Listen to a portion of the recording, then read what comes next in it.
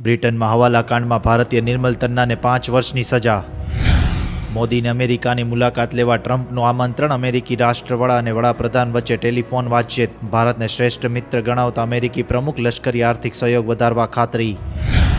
Budget આર્થિક સર્વે digital. ફક્ત સાંસદોને જ પ્રિન્ટેડ નકલો મળશે. જેઓને પ્રિન્ટેડ જોઈતું હોય તેઓને કિંમત ચૂકવવી જરૂરી. ગણતંત્ર પર્વને લોહિયાળ બનાવવા કાવતરું. 2 ત્રાસવાદી ઘૂસ્યા. અફઘાની પાસપોર્ટ પર 2 ત્રાસવાદીઓને શોધવા પાટનગરમાં તલાશ અભિયાન. આવતીકાલ માટે 7 સ્તરીય સુરક્ષા. 50,000 જવાનો તૈનાત.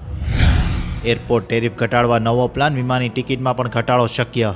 એરપોર્ટની નોન એર આવકના 30%નો ઉપયોગ ભાડા ઘટાડામાં થશે.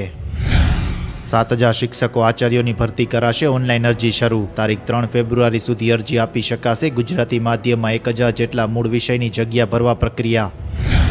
અચ્છે દિનની વાતો ઇન્ડિયામાં. જશ્ન પાકિસ્તાનમાં. કરાચી શેર બજારનો ઇન્ડેક્સ પહેલીવાર 50,000ની પાર ગયો. નરેન્દ્ર મોદી વડાપ્રધાન બન્યા ત્યારથી લઈ આજ સુધી સેન્સેક્સ 2,658 પોઈન્ટ વધ્યો, પણ પાડોશીનો ઇન્ડેક્સ તો 20,949 પોઈન્ટની તેજીમાં.